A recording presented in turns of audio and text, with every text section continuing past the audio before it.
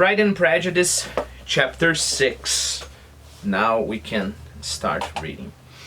Well, the ladies of Longbourn soon waited on those of Netherfield. The visit was soon returned in due form. Miss Bennet's pleasing manners grew on the goodwill of Mrs. Hurst and Miss Bingley. And though the mother was found to be intolerable and the younger sisters not worth speaking to, a wish of being better acquainted with them was expressed towards the two eldest. Okay, let's go by parts here. First of all, keep in mind that the two eldest are Jane and Elizabeth, right? Keep in mind, review of characters is always very important. So we have Jane, right, the oldest one, and then we have Elizabeth, or Lizzie, or Eliza, right? I think in one of the previous videos I said Elisa. Sometimes there is variation, but I think people usually say Eliza. Right? I just think it's very strange because we say Elizabeth, Lizzie, and then we have to say Eliza, but that's okay. So we have Jane, Elizabeth, Eliza, or Lizzie, and then we have Mary, the quote-unquote intellectual one, and then we have Catherine, and then we have Lydia, all right? So the two eldests. Let me ask you my first question. What is the Longbourn? Okay. Before I answer, keep in mind we have to treat the estates, the properties here as almost as if they were characters, because you just have to remember it. Okay, that's the way they, the same way you would call a neighborhood, you would call your estate, right?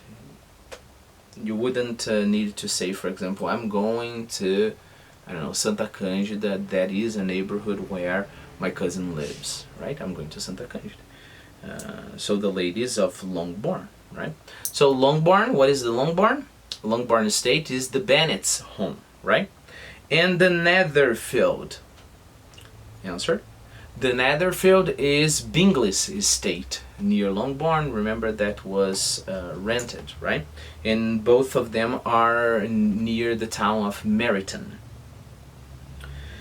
I don't know if it's a simple question for you, but it's worth asking. Mr. Bingley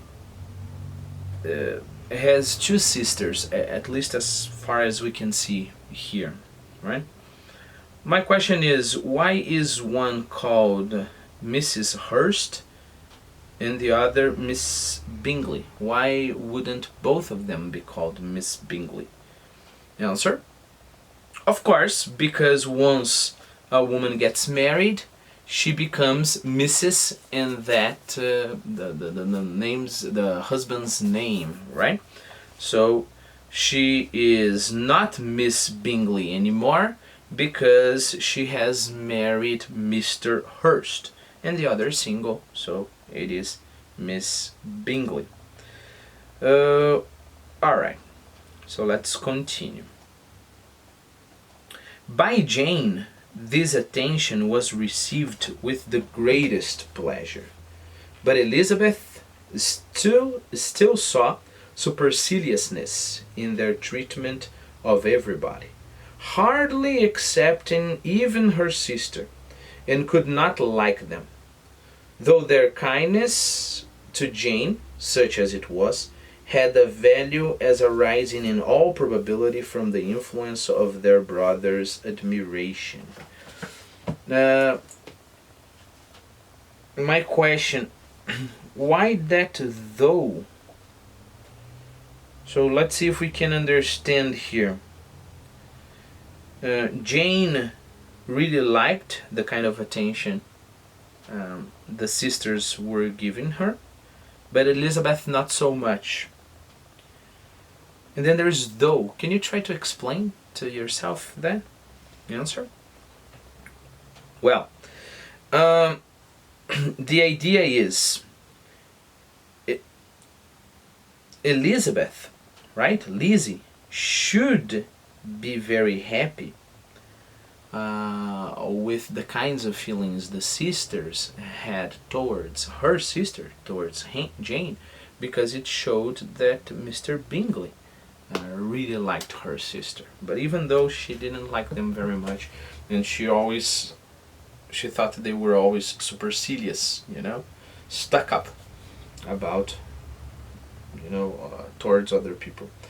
It was generally evident whenever they met that he did admire her, and to her it was equally evident that Jane was yielding to the preference which she had begun to entertain for him from the first time, and was in a way to be very much in love. But she considered with pleasure that it was not likely to be discovered by the world in general, since Jane united with great strength of feeling, a composure of temper, and a uniform cheerfulness of manner, which would guard her from the suspicions of the impertinent. She mentioned this to her friend Miss Lucas. Wow. Let's work with the text, right? So my first question for you, before giving you words and etc. So Jane had a certain kind of power to unite things. Can you describe? Keep in mind that basically we are doing here is a syntax exercise, So I know that sometimes you just got it, but you have to be able to rearrange the elements in a sentence so that to master the syntax, all right? So it's very, very nice when you're reading a book in any language, a language you're learning, your own language. And when you get a sentence like that, you start paraphrasing, playing with the elements. Because then you will, by playing with the elements, you will understand better the truth the elements refer to, okay? That sentence refers to a reality, correct? Right? To Jane. And the way the sentence is put, maybe you kind of understand Jane, it's a little obscure. If you start playing with the elements, this image here, which the sentences report to, will get clearer and clearer and clearer, okay? So please do the exercise. Okay. Jane united with great strength of feeling. So because Jane had a lot of strength of feeling, she was able to unite in herself, right? Composure of temper, meaning that she wouldn't just scream when something nice happened, right? She had composure of temper, and a uniform cheerfulness of manner. Uniform cheerfulness of manner. She was cheerful all the time. She was cheerful, like happy, right? She was happy all the time. And she could control her feelings because she had composure of temper. She could control her feelings every time like strong feelings happened to her. Okay. And then my question to you is, what would that pairing, give her as an advantage? Well, answer.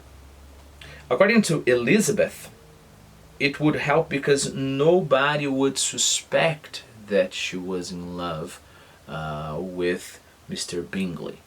How so? Well, she's talking to Mr. Hudson, right? And she's very pleasing, and she's very happy, and her manners are very warm. And then she's talking to Mr. Thompson, the same thing. And then she's talking to somebody she doesn't like, somebody that, says mean things, the same thing. And then she's talking to Mr. Bingley, the same thing.